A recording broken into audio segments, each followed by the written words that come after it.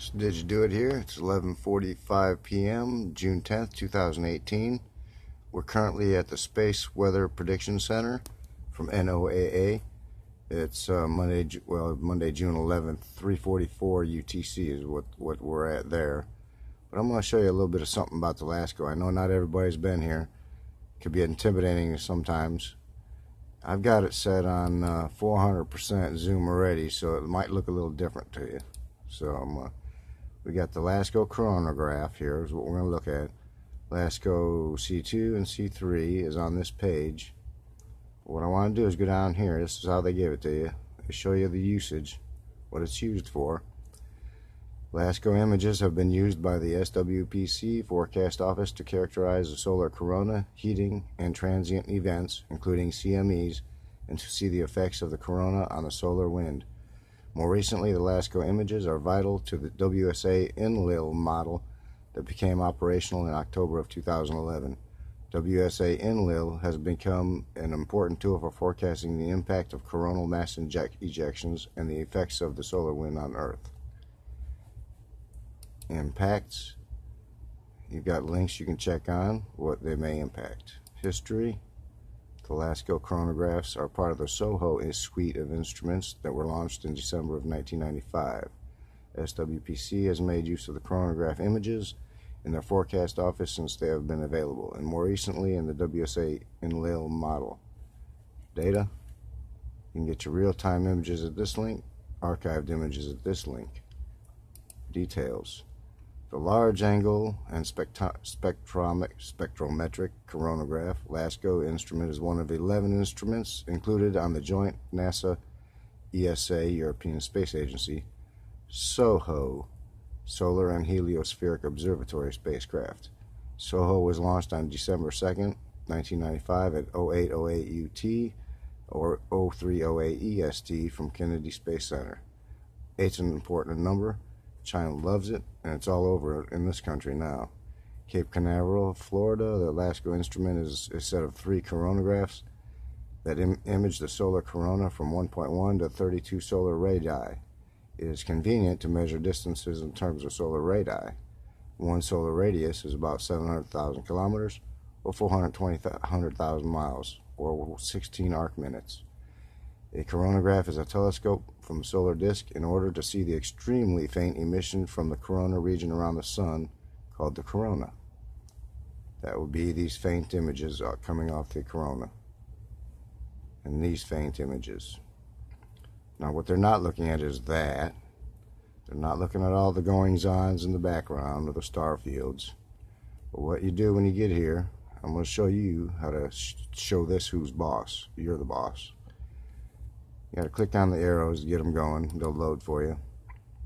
I'm going to start on the LASCO 2. Click on that. And I'm going to zoom down a little bit here for us. From 400 to 150. Okay. Now when you hit the pause button, now you got control. Use your left click button, grab it and hold it, and you can move it back and forth. Now in the background you'll see the star field that it's kind of moving all on its own. In the foreground you'll see the asteroids and stuff passing by. Now you can let go of it and use your right and left arrow to click one time increment at a time. And this one here, 1526, 1537, about 11 or 12 minute time increments, so you get 4 per hour. But what you do, if you ever see the same object in 2 different time sequences, that's a little odd. But what I'll do is I'll click time sequence at a time, and I'll make sure they're all, well, they're not all here. We'll call that the Houdini effect. 0348 to 0700. Okay, so that made me suspicious, so I went all through the time sequences. And on this particular day, I saw some time sequences missing, but nothing unusual on the C2. I'm going to go over to the C3, and this is where I found this guy here. Now he's just casually floating through space, doing his own thing. LASCO only gives it to you for what, I don't know, I think 24 hours total. So I'm going to stop it, take control over this beast, move it back and forth. Now look at the star field in the background, kind of moving as one unit, and you got all this static in the front.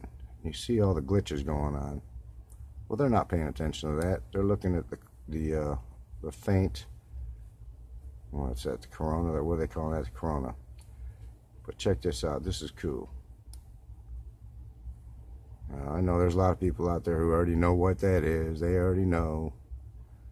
But what I'm doing is I'm just watching that. And what I found was at about, what was it, about 12:30, I think? Let's see. There it is. Check it out. Coming off the back of this, on the left-hand side, there's a dark patch. Right there, watch. Okay, that represents 12:30. Now I'm going to move some time sequences. That's, well, let's see.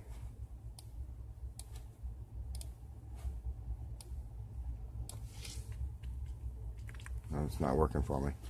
I'm going to have to click down again on size. Try 200%.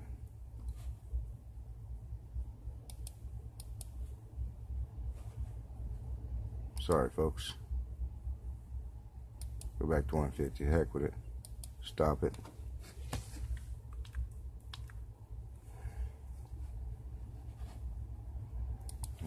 Try and get on the right and left arrow deal. There we go.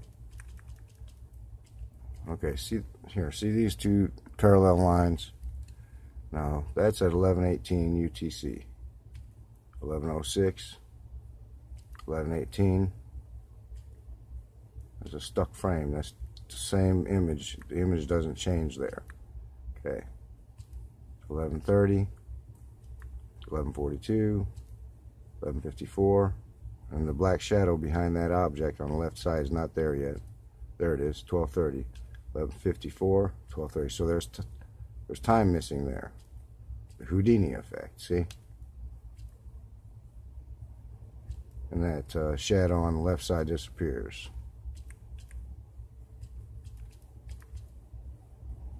There's all kinds of stuff going on in here, but if you slow it down, move time sequence at a time, it's not so cumbersome. And also drag it back and forth. And it's cool to watch the star field in the background kind of do its thing while all the asteroids and stuff do their thing. So just figured I'd let you know there's something there. I'm sure someone saw this before. Well, pretty cool. Let's see, I'm just going to hit the go button and show you what it looked like when I first saw it. Just let it go by. This is what it does. Let it go. Goes pretty quick. Really can't see nothing. I mean, you can't really determine anything if you don't know how to stop it and move it back and forth. This seems dark in the light and every now and then, a lot. And we get this glitch a lot. That one. And that one. But surely these aren't all asteroids, and some of them are probably, you know, planetary bodies or whatever. Very cool. Go back to that little black shadow.